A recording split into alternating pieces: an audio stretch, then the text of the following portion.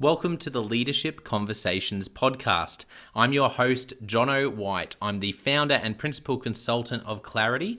We are an Australian-based consultancy that works with leaders around the world, and our passion is to invest in people to become everything they're meant to be in order to fill the world with healthy organizations that people love to work for and customers line up to buy from. The goal of this podcast is to invest in you and your leadership.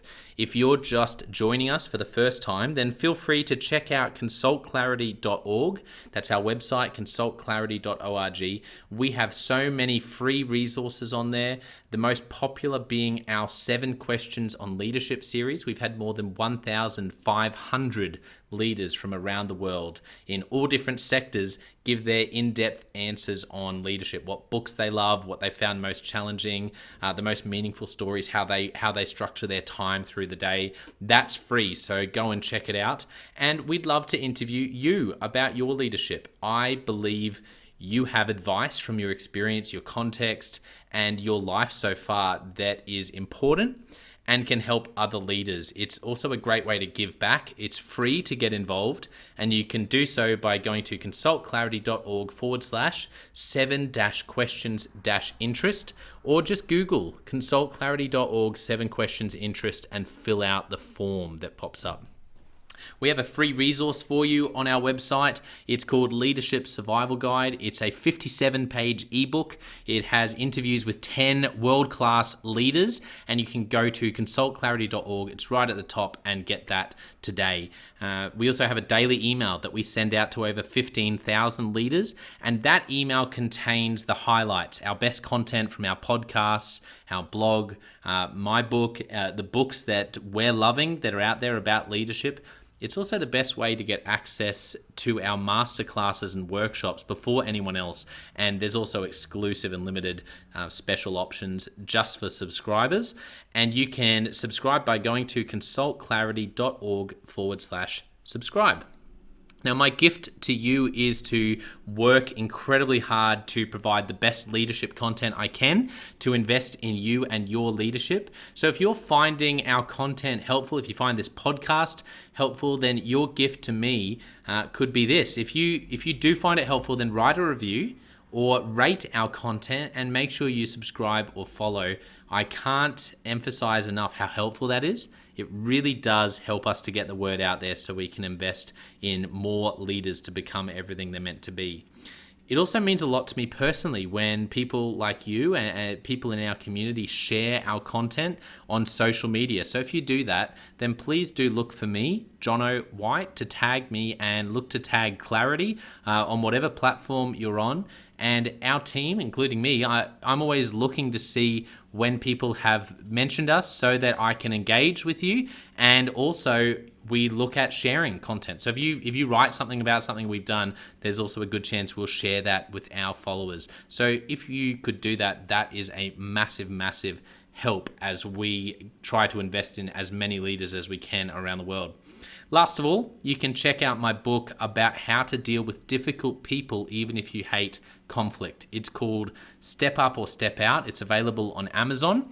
You can just look up Step Up or Step Out Jono White, or you can go to store.consultclarity.org/book and check it out there. I have coached leader after leader after leader, and in more than 50% of the sessions, this topic comes up. How do I deal with this person? I'm finding it really difficult, and I just want to find a way that doesn't blow up to just to have a difficult conversation, to lead them better. How do I do that? There's a 3-step process that I outline in this book that I believe can help you.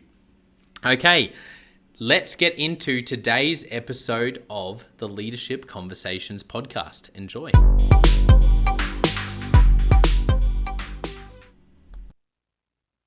Welcome to another episode of the Leadership Conversations podcast.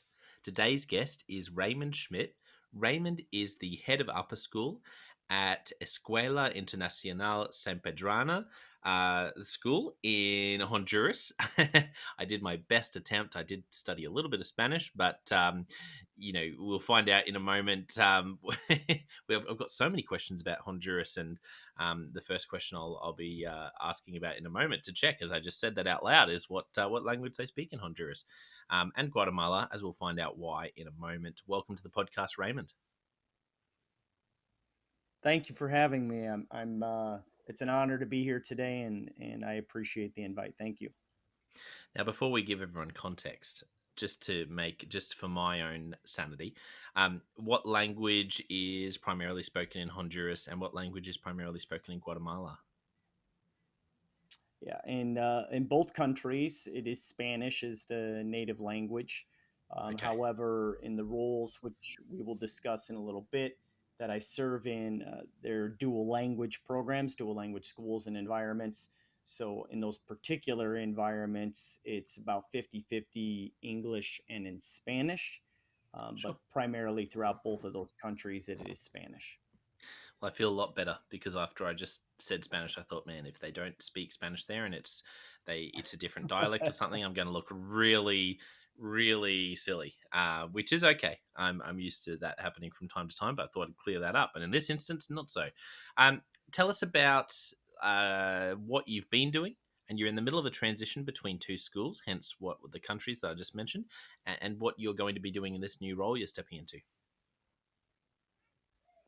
Yes, thank you.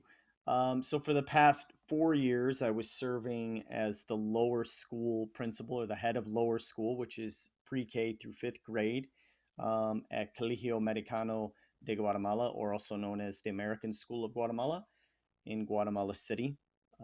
And there I was the primary administrator and leader over that entire section. It served about that section pre-K through fifth grade served about 850 students, about 140 faculty.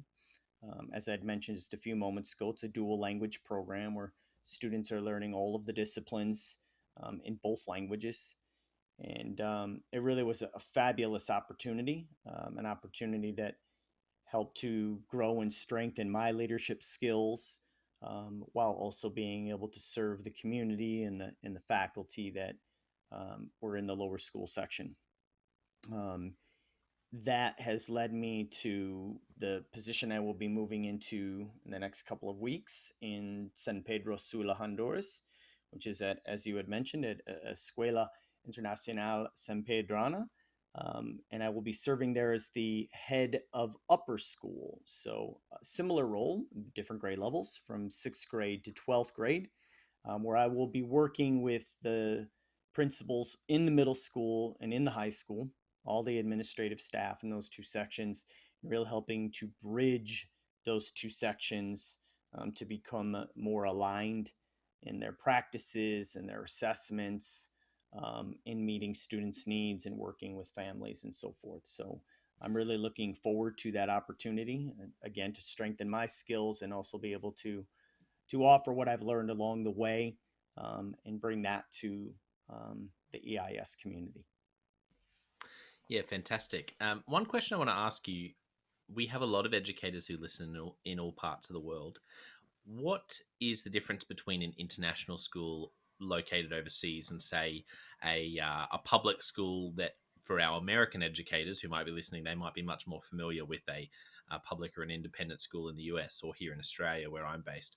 Any key differences, or very much the same, just out of interest?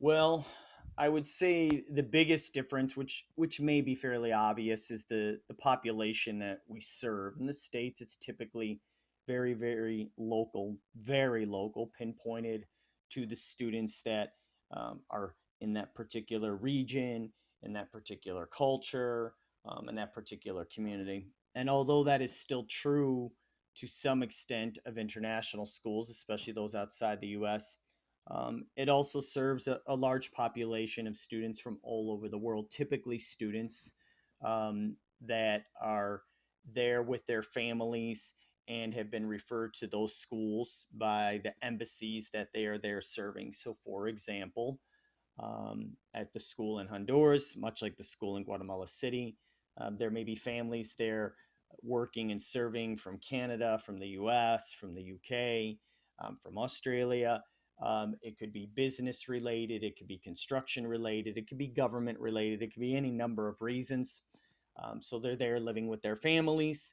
And obviously, those students need different schools to attend. And so many times, these international schools are also serving um, those cultures, those communities, those other countries and nationalities, those languages as well.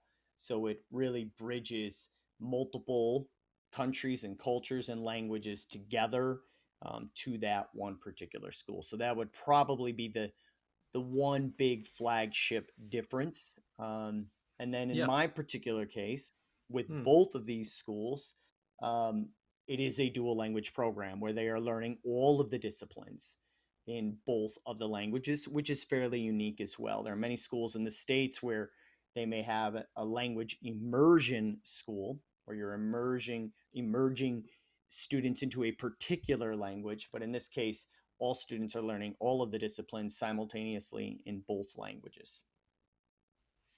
Yeah, how interesting. Thank you for sharing about that. So, um, let's start jumping into your story, Raymond. And I want to go back to the beginning. I'd love to know, as you reflect on your childhood when you were growing up, what are some of the moments from that season of your life, or even themes, that really shaped you into the person and the leader you are today? Right. Um, that's a tough question to pinpoint one or two particular things because I think as many people experience, rarely is it one or two particular things, and really more of a combination and collection of the entire childhood growing up. But when I think about that and I reflect on what some of those things might be, what some of those most profound moments might be, I would say one of them would be the fact that I'm the oldest of my siblings. I have three sisters, and I'm the oldest of the four of us. And so there's some natural, organic opportunities, like in many families around the world, since the history of time, where the older sibling tends to have leadership responsibilities just by the nature of where they fall in the line with siblings. So there was that. Um, although I grew up in a typical American mom and dad loving family, my father wasn't super present in my life. He was more typical working and then not as present as maybe other families that experienced. And so I think that also produced natural leadership expectations, or maybe I felt the need or desire to fill some of those roles, especially with my sisters and with my mom and responsibilities at home. So some of those organic things I do think help to shape a role uh, with me ultimately becoming a leader. Um, I've also had a significant passion for music, and that later in life developed. And I found myself in many situations where I was leading different sorts of musical organizations and groups and so forth in different capacities. And so that passion for music has also helped to strengthen not just my ability to be able to lead as a musician, but also in my professional life as an educator as well.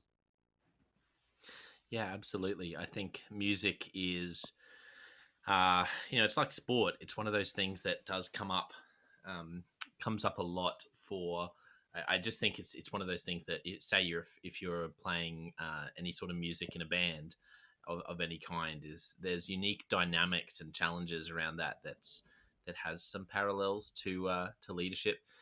I want to ask you about what you mentioned around feeling like you were, when you were growing up. I really appreciate your vulnerability sharing around that and saying, there was maybe some expectation, um, or there was a bit of a gap for you to step into with your mom and your sisters in which was a kind of leadership opportunity.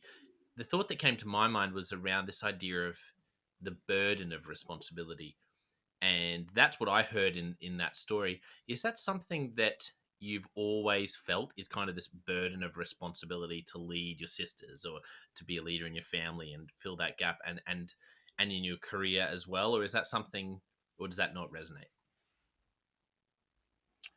No, I think that's probably a fair assessment, a fair perspective. Um, Burden, I'm trying to think what might be a better. description. Burden is Mm, fair, mm, um, but not burden in the sense of something that I think was placed on me. Certainly not intentionally, or certainly not deliberately. Um, if there was a burden, it was something that I think innately chose to apply to myself and my circumstances, and it's something that I've carried throughout my life. I do recall moments in my childhood where it did feel like a burden. Um, and like any other child, sometimes I felt it was unfair, or I didn't like a particular expectation or role that I found myself in. But as a grown man and as an adult, I look back on those things and I recognize that many of those, what I perceived at that time maybe to be an injustice, it ultimately shaped me, and it ultimately grew me in a very positive way, in a strong way, in a way that was necessary, um, to get me to the point where I have so far in life.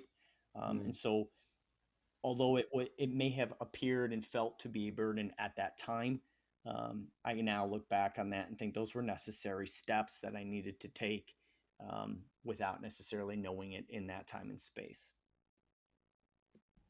Yeah, absolutely. I agree. I think sometimes those things that you're going through that you wouldn't, even sometimes things that you wouldn't wish on anyone else, that have, I'm not necessarily talking about horror, trauma. I'm more just saying things that you look back and you go, oh, that was really um, challenging to go through as a young person, or you can look back and think, but I think it really shaped me into who I am. Um, I'm interested to know for you, Raymond, out of like moving forward from there, whether it was in your teenage years or your 20s, do you remember one of the first leadership opportunities where you really felt out of your depth? A moment or a role or a responsibility that you took on where you went, wow, okay, I'm managing people here, or I'm casting vision, or I'm just, this is a lot, and you felt like you were sort of having to break through, or break some new ground as a leader. Yes. Well, as I had mentioned with music, so this was actually a little bit later in life. I'd, I had a passion for music at a very, very young age, particularly reggae music. But I did not learn an instrument. It wasn't something that was, that opportunity never really presented itself as a child. But it was something I was very, very passionate about. And I one day in my young 20s, which typically at that point someone has either learned an instrument and learned to play, or they had not. Um, I came home, and on my way home from work, on my way home from teaching at that time, I stopped by a music store. I bought a bass guitar, stopped by a different music store. I bought an amplifier. And then, this will date me. I went home and went in the yellow pages in the US, that I guess would be equivalent back then to a cell phone or the internet, but that wasn't really available at the time. And I remember this vividly. I found an ad in the yellow pages that said "Guitars by Eddie," and I called him, and the rest really was history as far as learning to play and disciplining myself. And it was, at times, it seemed insurmountable. It seemed overwhelming. It seemed like, maybe the ship had sailed and I was too old to learn this new skill. Um, but I was determined and I was disciplined, self-disciplined. And then as I learned, I recognized, well, I need to I need to play with others. I need to find others. And so I literally put flyers up all over town and found other musicians. Now, this is where the next layer comes in. All of these musicians that responded and wanted to play with me were very well accomplished musicians, gentlemen and ladies and gentlemen that had played, for basically their entire lives, and for many of them, many, many instruments. So they were far more skilled than I was. Um, but what I had was the desire, the passion, the ability to lead the group, to organize the group, to manage, as you had mentioned earlier, the different personalities, the many dynamics, which are incredibly fulfilling, but also incredibly challenging. There's so much reward, but also so much challenge that comes with that. I had that ability, where they had the musical ability that could help to carry us. And so putting that together at times did seem overwhelming. It was definitely groundbreaking for me, especially at that time. Um, but much like some of my childhood experiences, that experience also helped me in my professional world as well, because people are people, human beings are human beings, dynamics are dynamics, whether it's sports, whether it's music, whether it's a child, whether it's an adult. We are all very complicated. Yeah. Yeah, I can imagine as I hear you tell that story. I always say if you really want to grow as a leader, lead volunteers in some form. You know, people without a paycheck. That's where you really Right. find out how how effective you are at managing. Because once you take away the paycheck, I feel like all the other aspects of leadership are really left out in the open, because someone can so easily say, "Yeah, I'm not going to turn up next week," and there's not as much Right. cost. There certainly isn't a monetary cost. What were the biggest lessons you learned as you worked with all those different personalities? I also love how you were working with people who were more skilled than you. I think that's an amazing leadership ability, is to get used to and actually learn how to lead people who have more skills than you in a particular area. Like that's cool. What were the biggest lessons you learned?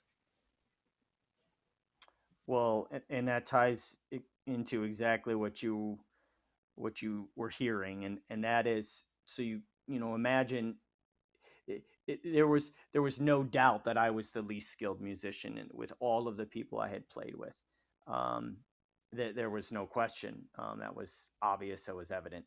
Um, but again, I had the desire and the passion to put it together, and like you had mentioned as well, folks without a paycheck, at any moment they could have said, this is just isn't worth it. This isn't worth my time. I don't want to do this. There wasn't that financial incentive for them to stay. So one of the biggest things I learned really early on was, humility was absolutely necessary. Um, the ability to ask for help and assistance, um, and not let pride get in the way, um, and the ability to recognize that the relationship, not just within music and communicating within music as musicians, but the relationship as human beings, and all of the other human aspects of it, um, were incredibly important. And all of those things apply to whatever the position I've been in, whether it's a group of five musicians in a band, or whether it's a faculty of 140 teachers. That level of humility, that level of recognizing, when you need to, um, ask for help, and seek assistance from the other experts on the team, and to recognize that those relationships that bond you together beyond just the reason that you are there, is incredibly important, and it carries over profoundly for the reasons that you are there. In other words, if the five of us were good friends and friendly and loving with each other as human beings, the making and the organizing and the producing of music, was very much impacted by that in a positive way. Yeah, that's so good. Yeah, Raymond, one other question I had from that story, you mentioned learning guitar. How old were you when you started learning that again? Um, I want to say somewhere in my early 20s, around 25, 23, 24, 25, somewhere in that area, a grown adult, Yeah. with zero trained musical background, to the point of when I bought that bass guitar and took it to Guitars by Eddie, Yeah. I literally didn't even know the name of the strings on the guitar. So, or let alone a fret or a note or a chord or any of those things. I was as green and as beginner as you could possibly be. But Mm. again, the passion was always there. The desire was there, and I certainly had the discipline to put in the time and effort, that it takes for an adult versus a child who who tend to pick it up a little bit quicker. Yeah, that's remarkable to learn a skill like that in your 20s, I think is very rare. Uh, so I wanted to ask you, what did you learn about how to learn when you were learning that skill in your 20s? Like you said, if you're, in primary school, that comes more easily learning something like that. But what did you Sure. learn about how to pick up a more complicated skill like guitar as an adult? Well, it requires discipline, and I know I've mentioned that a few times, but I can't overstate that. Um, just like with learning a foreign language, which I'll talk about here in a moment as well. There's all kinds of programs and advertisements and claims to little tricks that you can do to learn something so complicated so much faster and easier, and there may be some strategies and skills and programs that do help facilitate that, but at the end of the day, it requires time, it requires a dedication, it requires discipline, it requires commitment and practice. And just like someone learning their multiplication facts, there's only so many tricks to learning your multiplication facts. And at the end of the day, you just have to practice, and you have to attain that skill through practice. And I recognize that. And fortunately, I had the passion and desire. So that is really what fueled my discipline to put in the time and the practice that was necessary. Now, I find myself currently in a very similar situation, nearly 50 years old. And during my entire time in Guatemala, I did not learn Spanish. It was a very easy situation to get by without learning Spanish. But I am committed to this new role in Honduras, whether it's required of me to learn Spanish or not, and I don't think it is. It is something that I am going to put the time and discipline and practice into learn Spanish, which very similar to learning how to play an instrument as an adult is much, much more difficult. My son, who moved to Guatemala at 5 years old, he's fully bilingual, fully biliterate now. He knew no Spanish when he arrived, and it seemed like in 6 months he was fully bilingual and fully biliterate because of his age. So um, I know it's a lot easier when you're younger, but that does not mean it is impossible when you're older. You just have to put the necessary time and practice in to be able to attain those skills. Yeah, I agree. That's so cool about your son picking it up so fast, but also love your courage and determination to learn Spanish yourself. Let's jump into Leadership Express. I want to ask you a few of these questions before we land. The first one is, what is a book, or there might be a couple that you have that you often gift to people, or you have gifted in the past, or you recommend a lot? Okay, so two books that I would recommend, or that either come up in conversation a lot, or either to me or me to others, would include one, Yardsticks, Children in the Classroom, ages 4 through 14 by Chip Wood. It's a very common, very popular book.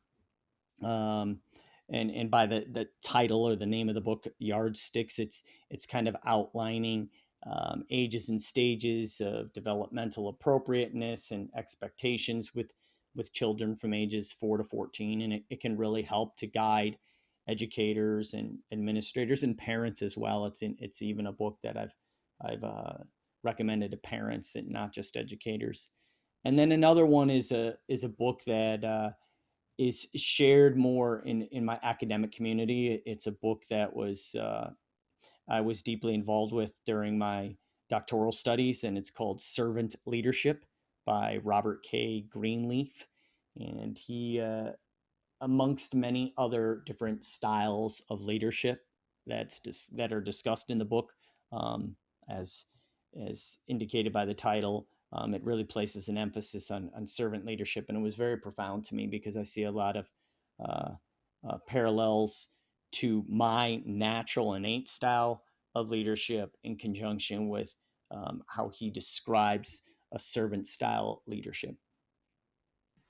Yeah, fantastic recommendations. Thank you. Next question: do you have any favorite quotes that you have up in a frame, or they're in your phone, or it's just stuck with you. Could be about leadership, could be about life. Right. Well, one of them, and it's funny because many of the people that know me would probably be able to answer that question for you.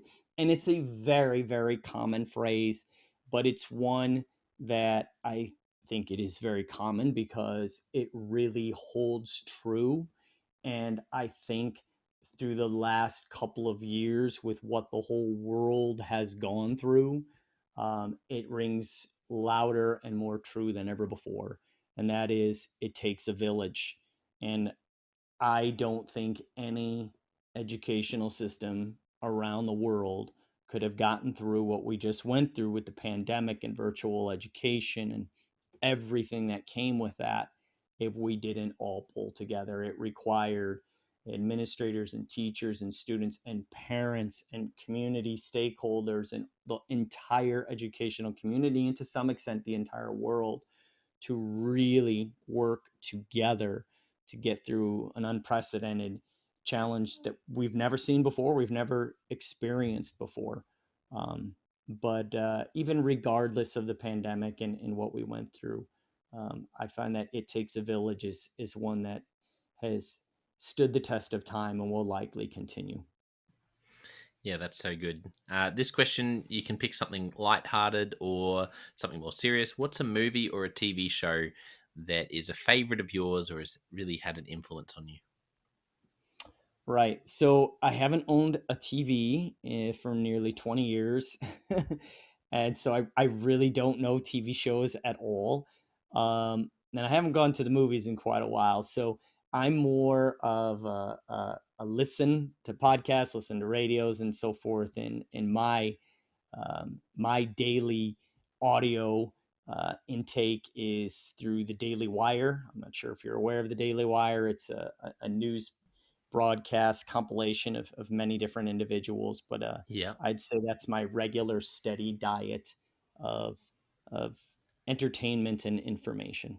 Yeah, fantastic. Daily Wire. Last question for you, Raymond. If you could only give one piece of leadership advice to a young leader, what would you say to them? I would say do nothing from selfish ambition or conceit, but in humility count others more significant than yourselves, and to let each of you look not only on his own interests, but also on the interests of others. Yeah, that's great. Look on the interests of others and don't do things out of conceit. Wonderful, wonderful place to finish and a good reminder for leaders. For people who've really enjoyed today, how can they get in touch with you or follow you online, Raymond? Primarily LinkedIn. I am on LinkedIn. You can search my name, Raymond J. Schmidt. Um, and then I have my ED.D, my doctoral acronym behind it, but also on Twitter under the same name. If you search my name on LinkedIn or Twitter, those probably would be the two biggest spots to find me online. Wonderful. Well, I want to thank our listeners for tuning in today. It's been a great episode. Wonderful to learn a little bit about Raymond's life and about his thoughts on leadership. Don't forget, I also have the John O'White Leadership Podcast and the Leadership Question of the Day podcast, two other places you can go to continue to invest in your leadership. But I want to finish today by saying a massive thank you to you, Raymond, for being so generous with your time and being such a joy to spend time with. Thank you for coming on the podcast. You're welcome, and thank you for having me. I'd love to do this again, and it really is an honor and a privilege to be able to share some of my experiences. And um, I look forward to continue to hear your podcast as well.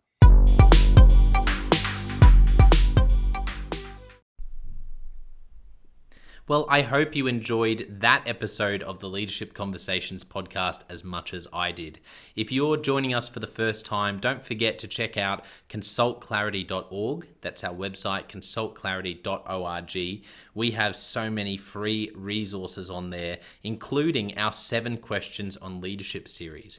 We've had more than 1,500 leaders from all over the world in all different roles, in different industries, answer these 7 questions on leadership, and leaders give these in-depth answers around how they spend their time, a book that's been significant for them. It's just a gold mine. It's completely free to access, so go to consultclarity.org and look for that. We'd also love to interview you about your leadership. I believe your experience, your life, your context means that you have advice on leadership that other leaders can learn from. Yes, you, if you're going, not me, well, no, I really believe you would have something to add. So if you're looking for a way to give back, it's completely free to get involved. And we would love to interview you through the 7 questions on leadership. You just go to consultclarity.org/7-questions-interest, or Google consultclarity.org 7 questions interest and fill out the form and get involved. We have a free resource on our website called the Leadership Survival Guide. It's a 57-page ebook, 10 world-class leaders giving their thoughts on leadership, and that's completely free. It's available on our homepage, consultclarity.org, right at the top, so make sure you go and get that and download it today. And we have a free daily email that you can subscribe to. We send this out to over 15,000 leaders from around the world. And it contains the highlights of content from our podcasts, our blogs, our books we're reading. It's got the best content, and it gives you exclusive, limited, early access to our masterclasses, workshops, new products, special offers. It's all for our subscribers. You can go to consultclarity.org/subscribe and join 15,000 other leaders. And you know, my gift to you is to work really hard, particularly through the Leadership Conversations podcast. I have been blown away by the quality of the leaders, and I'm learning as much as anyone in doing these interviews. So I'm having a great time. And my gift to you is to keep lining up the best leaders I can to invest in your leadership. Your gift to me, if you're finding this helpful, there is something that you could do that would help us out massively. And that is to write a review and to leave a rating for our podcast or wherever you're watching or listening to this. I can't tell you how much that helps us out. Also, subscribe or follow. It really does make a difference in helping us to help more leaders become everything they're meant to be. Another thing that means a lot to me personally is when I see our community share our content. So if you do share this or any other piece of content on social media, then thank you, and please do that. And look for me, John O. White, or Clarity, and tag us in your post. Our team is always looking for posts to engage with from our community, and there's also a chance that we'll share your content to go beyond and share it with our followers. Last of all, you can check out my book. It's called Step Up or Step Out: How to Deal with Difficult People Even If You Hate Conflict. I wrote this book because 50% of the coaching sessions I have with leaders, this topic comes up again and again and again. And it's this idea of, how do I have this difficult conversation? How do I lead this person better when I'm finding them difficult? Or in some cases, you look and you say, I think I might be leading a difficult person. They're just quite difficult to lead, or I'm finding them quite difficult to lead. So there's a 3-step process that I unpack in Step Up or Step Out. And the amazing thing, and I've literally done this myself, and I've heard it anecdotally from other leaders as I've coached them, is that if you follow this process, you will see that person step up and change their behavior or make a decision, which is to step out some of the time. 95% of the time, people will step up or step out in just 4 weeks. And I stand by that. It's you have to read the book to understand, but I really do believe in it, and I've experienced it firsthand. It works. So you can go to Amazon, look up Step Up or Step Out John O. White, or store.consultclarity.org/book. Well, thank you so much for listening. We're going to be back with a new episode next time of the Leadership Conversations podcast. And I hope today has helped you to take another step towards becoming the leader you're meant to be. See you next time.